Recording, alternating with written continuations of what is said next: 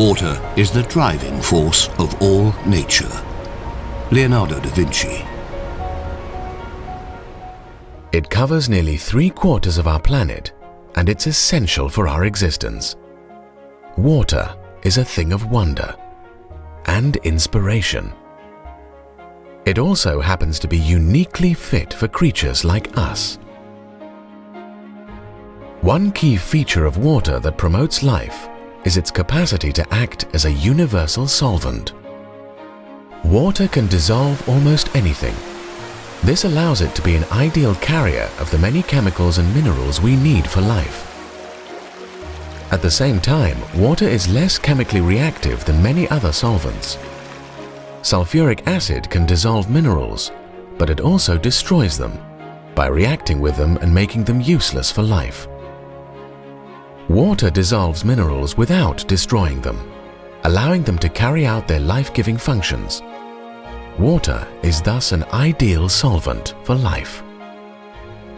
Another important feature of water that enables life is its low viscosity or thickness. Different liquids can have radically different viscosities. Tar has a much higher viscosity than olive oil, and olive oil has a much higher viscosity than water. Water has one of the lowest viscosities of any common liquid, and its viscosity seems just right to facilitate life like ours. If the viscosity of water were any lower, like the viscosity of liquid hydrogen, the delicate microscopic structures in our cells wouldn't survive when subjected to outside forces.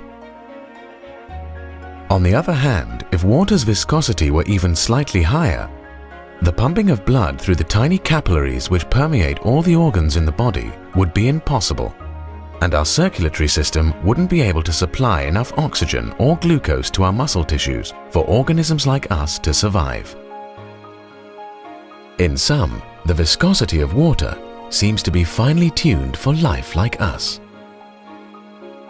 But perhaps the most striking features of water that make life possible are its thermal properties, which help us deal with the impact of heat. Many biochemical processes essential for life can only operate within a narrow band of temperatures. If the temperature is too high or too low, these biochemical processes cease to function, and life like ours becomes impossible. Thus, maintaining stable temperatures on the Earth and inside ourselves is essential for us to exist. Water is critical to maintaining stable temperatures. Water has a high heat capacity, which means that it can absorb large amounts of heat with only a relatively small increase in its temperature.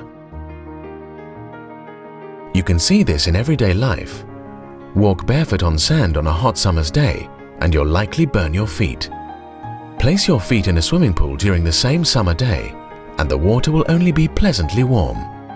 Water's high capacity for absorbing heat helps both our planet and our bodies to maintain a stable temperature range. You have to put a lot of energy into water to change the temperature. That's very convenient. It means it's very easy for warm-blooded organisms like ourselves to maintain body temperature. So that's a property of water which seems specifically fit for beings like ourselves. But there's another property of water which might even be more critical, and that is that in fact the evaporative cooling of water is one of the greatest of any fluid that's known. The human metabolism produces large amounts of heat that needs to be discharged, or the body will overheat and die. The evaporation of water through perspiration is one of the key ways our body gets rid of excess heat. Water is especially fit for the task of cooling us because it absorbs a large amount of heat when it evaporates. In fact, more heat is absorbed by the evaporation of water than by the evaporation of almost any other known fluid at ambient temperatures and pressures. Water is uniquely suited to help us shed excess heat in hot climates. When the outside temperatures exceed the level of your body temperature, other ways of getting rid of heat won't work. Because the only way to lose heat when the environment around you is reaching sort of 38 degrees centigrade is by evaporative cooling, because you can't radiate the heat out because the environment is 38 degrees, it's warmer than you, right? So it's absolutely critical to warm-blooded organisms like ourselves that the evaporative cooling of water is very high. It's one of the highest of any known common fluid.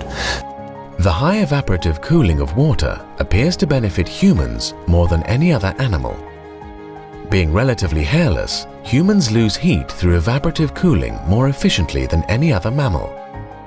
Consequently, in the heat of the day, humans can exert themselves continuously for longer periods of time than other mammals. Another intriguing thermal property of water is its peculiar behavior when freezing. Most liquids contract as they freeze, making their solid form denser than their liquid form. Unlike virtually every other liquid, however, water expands when it freezes, making frozen water less dense than liquid water. That's why ice floats. This special property of water helps preserve it in its liquid state. If water acted like most other liquids, oceans and lakes would freeze from the bottom up until there was no liquid left. Most of the Earth would be permanently encased in ice, making life as we know it impossible. Instead, when ice forms on the top of water, it creates a protective lid that insulates the water underneath it from the cold, keeping it in its liquid state and preserving its ability to nourish life. Water makes our life possible not only through its own peculiar properties, but also through the way it operates in tandem with seemingly independent geological processes to recycle the elements required for life on Earth. Through the movement of tectonic plates and the action of volcanoes, the tectonic cycle pushes up to the Earth's surface the minerals and other elements needed for life.